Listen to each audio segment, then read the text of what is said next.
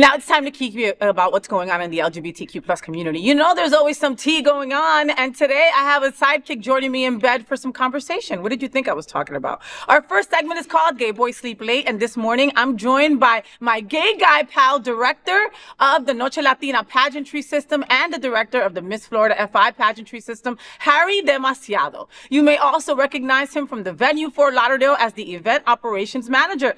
Good morning, Harry, and welcome to my bed, boo. Good morning. Que hola. Que hola. How you feeling? I'm fantastic. How are you? Good. Why has it taken so long to get you in bed? That's a great question. Ask your wife. I will ask her.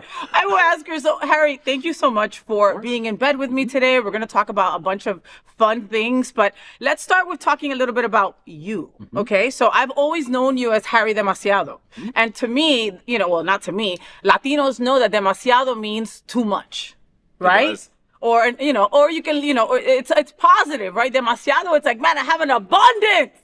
Right? Or it could be, demasiado, I have too much. You know what I mean? It can It can mean both, right? And both could be good and both could be excessive, So how did the name come up? Why?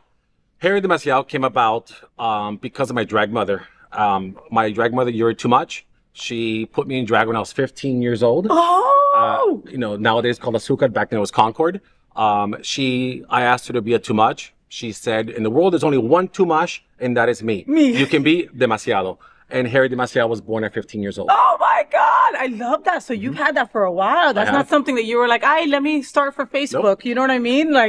And I say this with all the respect in the world. Tú eres demasiado. You can 100%. Be demasiado. So how perfect for your drag mother to give you that name because it goes with you. You know what I mean? And was she demasiado? Was she a lot too? She was too much. She was sisters with the infamous Gloria Klein. And they both ran the stages, and they ran the drag world of South Florida for many years in Miami. Yeah, no, Azúcar and the place before it was Concord were staples back in the day, like staples. Like if you were a drag queen working there, one, you were very lucky, and two, you were expected to go above and beyond. You know what I mean? Because there weren't all the spots that there are now. You know what I mean? What I'm saying? Like it was not just like, I feel like being a drag queen for a couple weeks. Let me go do it. You know what I mean? It was like doing shit correctly to get on that board. Yes, and it wasn't before social media. Back when you could only be a look queen. Back then, you had to have talent of some sort and command the stage. Listen, one of the reasons why I like you, and I think the reason why I've always felt like attracted to you magnetically, is because you don't give a F. You know what I mean? And I say that with all the respect in the world. You know what I mean? If someone asks you for your opinion, you are going to give it to them. Correct. I tell people, which option do you want? Do you want the demasiado option, or do you want the real life option?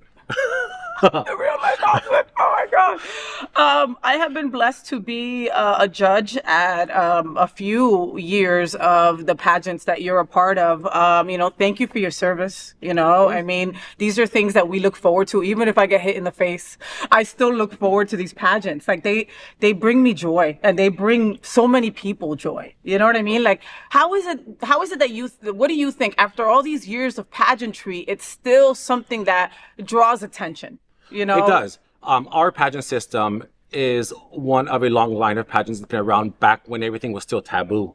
And we try to bring that tradition continually into the modern world to where we can continue to bring that joy to people and that wonderful escape that is not the scripted TV that we know from Drag Race and everything else. Yeah. We are true classic pageantry, and that's what we do. And we always go every year to better and improve that sense of pageantry. Yeah, 100%. And you elevate it, not all drag queens are trans, and not all trans people are drag queens. Nope. You know what I mean? Let's get that straight here and there, right?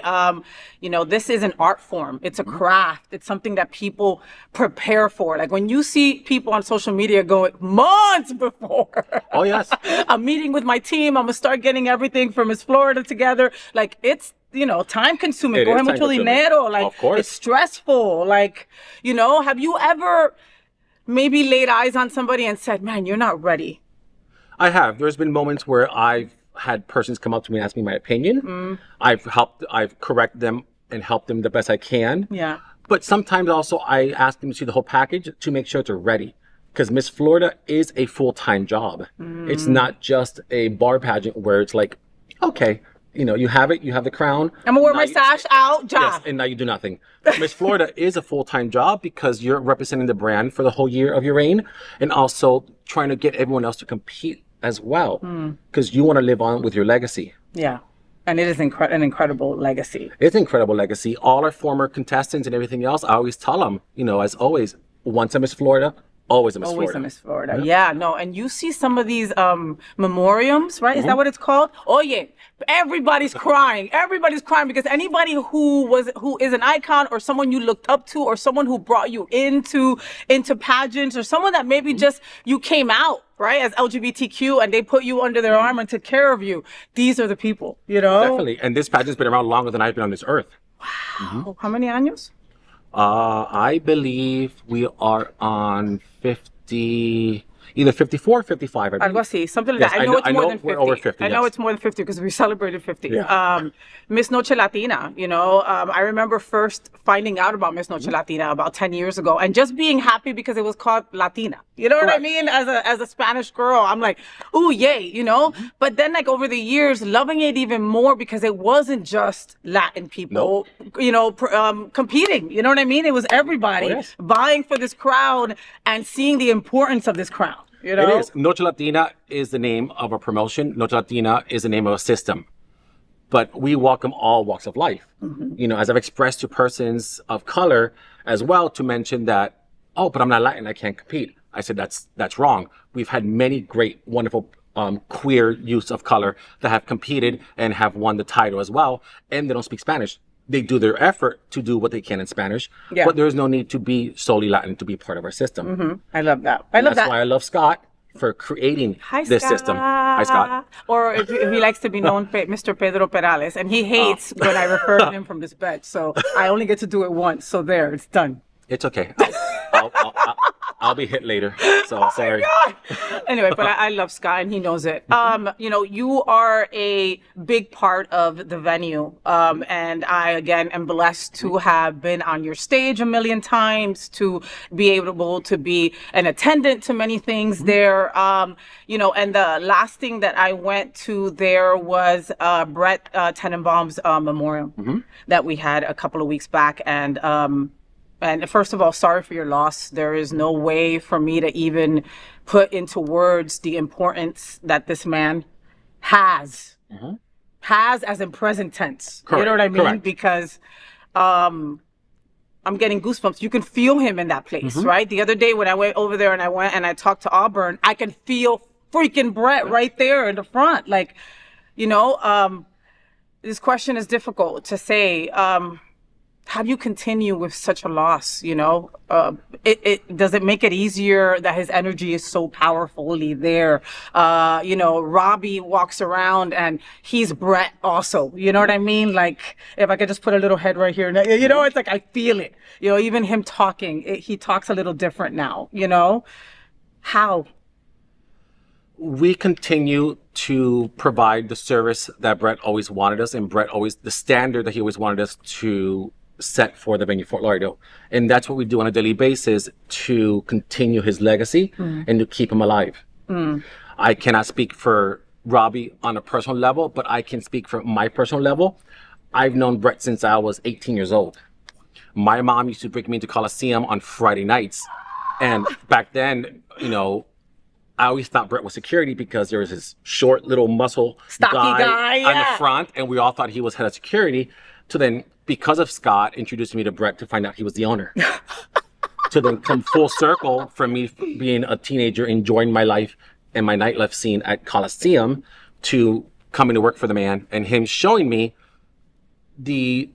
how to end the Demasiado at the door and how to be the professional Harry Miranda that the venue Fort Lauderdale always wanted me to be.